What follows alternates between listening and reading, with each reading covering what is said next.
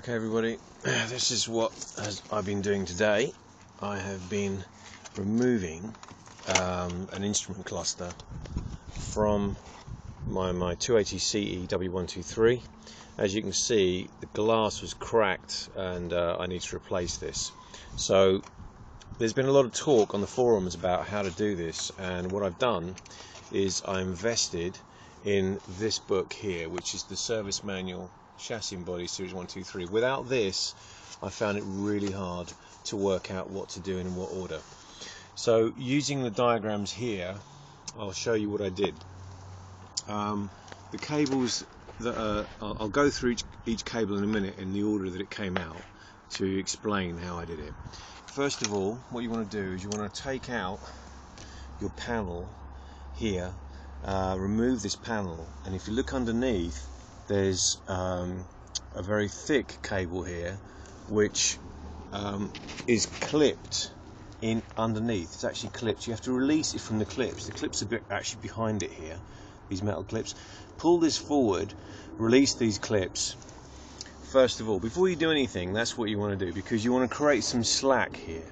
That's the first thing you want to do. The second thing you want to do is, in your instrument cluster bay, most people have a tool for this, but I didn't actually need the tool. All I did was, just to show you, on the edge of the cluster here, there's a very, very narrow ridge. Can you see that ridge?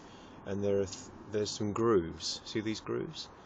These grooves here, together with a rubber seal, which I've taken out for now, which is down here. There's the rubber seal.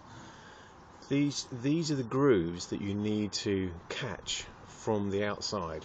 So you need, if you can get the tool, then great, because then the tool will slip into one of these and help you pull it forward. If not, you should be able to make something up. I literally just used my fingers just to give it a little bit of you know, left and right here and here.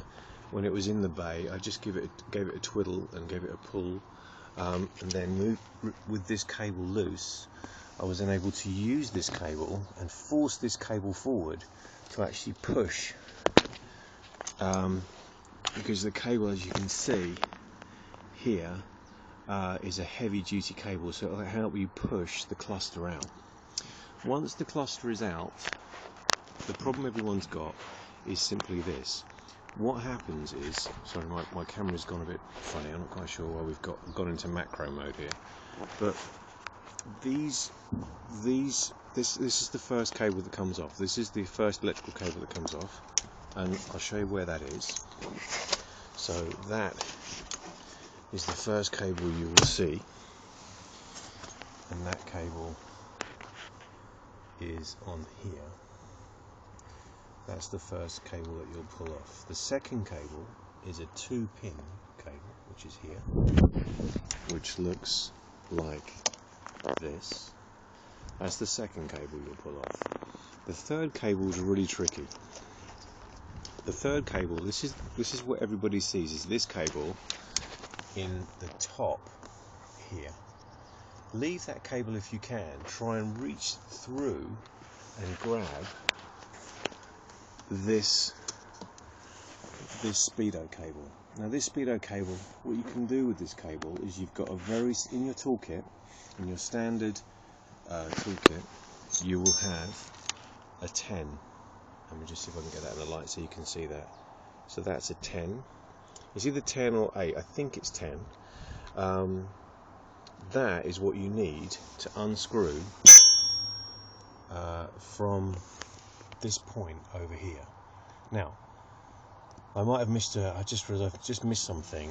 The big fat cable, which is the one that pushes the cluster out, which is your oil pressure, I think, that can be undone by hand, which is this cable here. Okay, so that one can be undone by hand.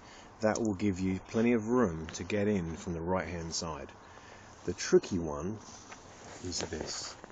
That's the tricky one. You need a spanner. Once you've released that, you then have a vacuum cable here.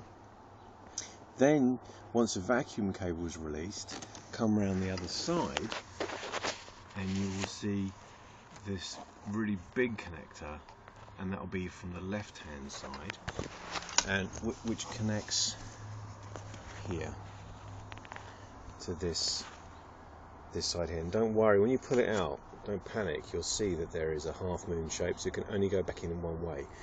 The only slight problem that I've got, which I need to find out about, is that this cable here, which is the last cable I pulled out, this 2-pin. If I show you the actual plug, this is the plug. Now, even though the plug is shaped at the end, can you see that? When I looked at the plug, I saw it was shaped, I pulled it out, but then I've realised that the actual pins don't appear to have any shape on them. So that's a bit of a mystery as to which way round that goes back in. But anyway, we'll cross that bridge when we cross it. I'll put another video on when I put the whole thing back together again for you.